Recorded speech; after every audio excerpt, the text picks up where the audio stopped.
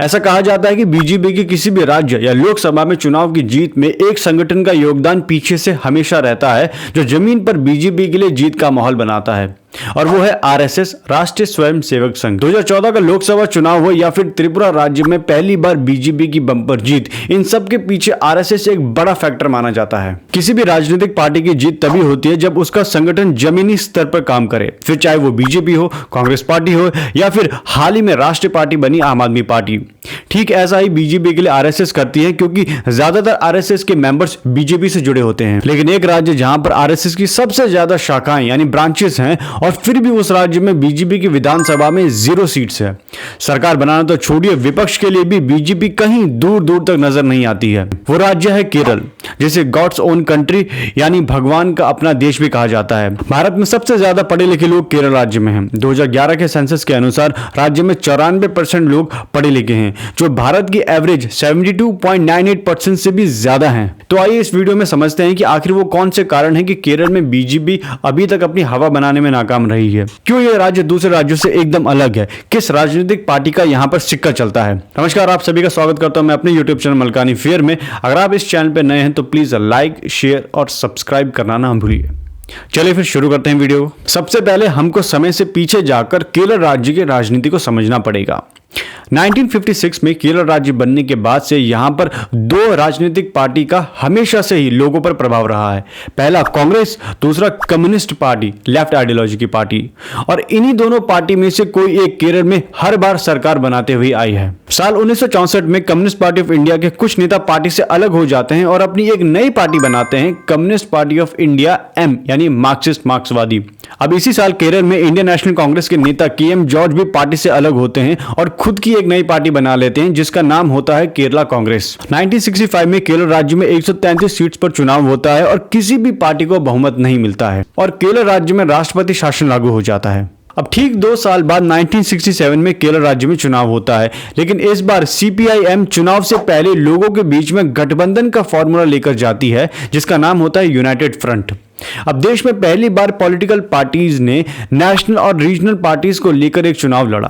7 राजनीतिक पार्टीज से मिलकर यह गठबंधन तैयार हुआ। इसके पीछे का उद्देश्य केवल एक ही था, कांग्रेस पार्टी को चुनाव जीतने से रोकना। 133 सीट्स में से 117 में गठबंधन को जीत मिलती है। बड़ी ही आराम से यूनाइटेड फ्रंट की सरकार बन जाती है।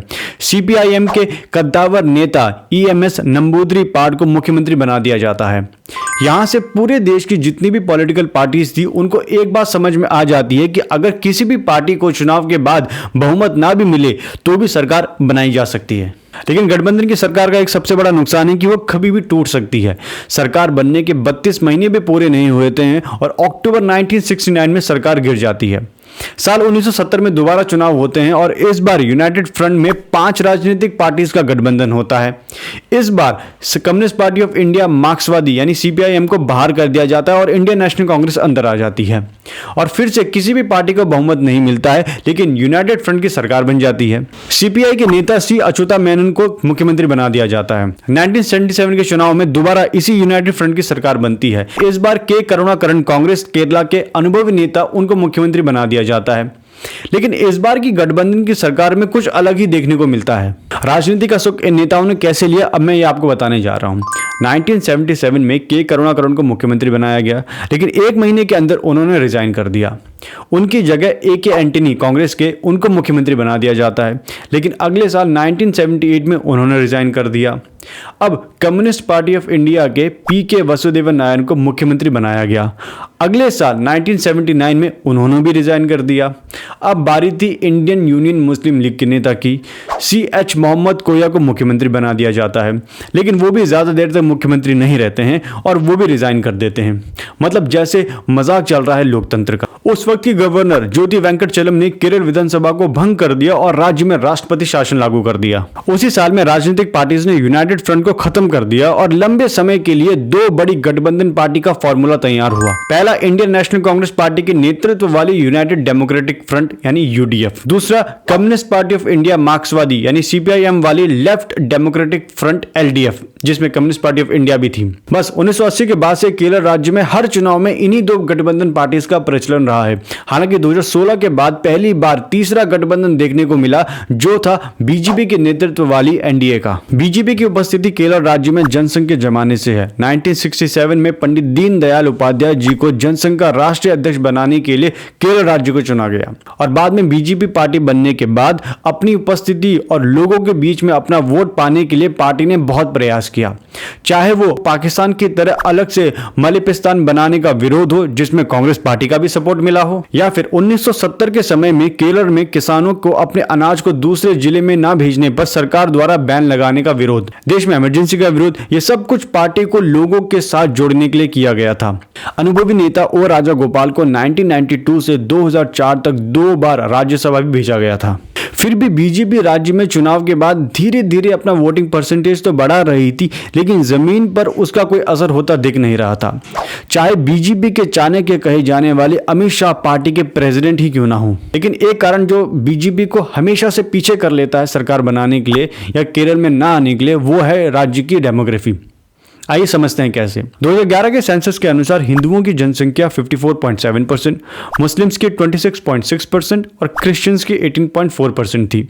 अब तो ऊपर नीचे हो गया होगा, अब ऊपर किसकी हुई होगी नीचे किसकी हुई होगी ये तो आप सभी को पता है। मुस्लिम्स और क्रिश्चियंस को मिला दिया जाए तो ये बनता है 45%। मतलब कोई भी राजनीतिक पार्टी लगभग आधी आबादी को नजरअंदाज तो नहीं कर सकती चुनाव में। और हिंदुओं में भी 54.7% की आबादी कुछ कांग्रेस को वोट करेगी, कुछ कम्युनिस्ट पार्टी को, कुछ रीजनल पार्टीज को, और जो बच गए वो बीजेपी की तरफ आएंगे। 2016 के राज्य के चुनाव में बीजेपी को 10.53% वोट मिले थे और इतिहास में पहली बार केरल राज्य में बीजेपी का खाता खुला था। बीजेपी के दिग्गज नेता ओ राजा गोपाल निमोन सीट से जीते थे। 5 साल बाद 2021 के चुनाव में बीजेपी को 2016 के मुकाबले 0.77% ज्यादा 11.3% वोट मिले, लेकिन जो बची हुई एक सीट थी वो भी चली गई। फिर से बीजेपी राज्य में 0 हो गई। ऐसा भी नहीं है कि बीजेपी ने कोई स्ट्रैटेजी ना बनाई हो। 2014 के बाद से हमने देखा है कि पार्टी हर चुनाव को बड़ी गंभीरता के साथ और एग्रेसिव होकर लड़ती है।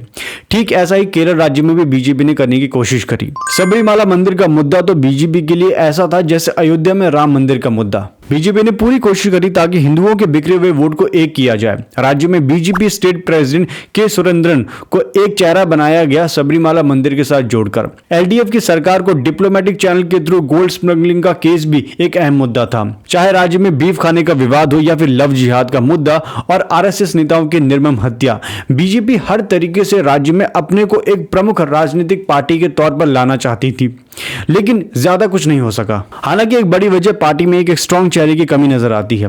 पार्टी में इकलौता चेहरा ओ राजा गोपालन थे जिनकी उम्र अब 90 से अधिक हो चुकी है। कुम्मन राजशेखरन भी अब इतने ज्यादा एक्टिव नहीं रहते पॉलिटिक्स में। मलयालम सिनेमा का चर्चित चेहरा रहे सुरेश गोपी भी बीजेपी में तो आए, लेकिन पहले वो एलडीएफ और यूडीएफ पार्टी के लिए भी प्रचार कर चुके थे। और मेट्रो मैन कहे जाने वाले ई श्रीधरन को 2021 के चुनाव में बीजेपी ने मुख्यमंत्री का चेहरा तक बनाया था। लेकिन शायद ऐसा लगता है कि बीजेपी के पास ऐसा चेहरा नहीं है जो लोगों को अपनी आवाज और कामों से खींच सके, जैसा तमिलनाडु में के अन्नामलाई बीजेपी के लिए कर रहे हैं। और राजा गोपाल ने एक इंटरव्यू में यह बयान भी दिया था कि राज्य में बीजेपी इसलिए बढ़ नहीं पा रही है क्योंकि 90% लोग पढ़े लिखे हैं।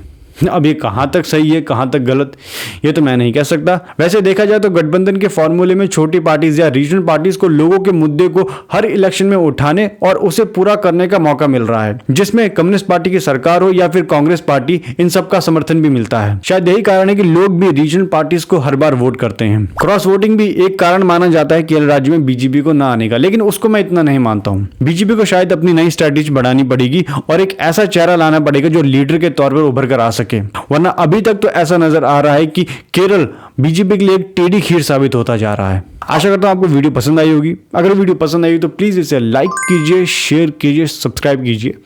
मिलते हैं किसी नई वीडियो में किसी नए टॉपिक के साथ। तब तक के लिए धन्यवाद।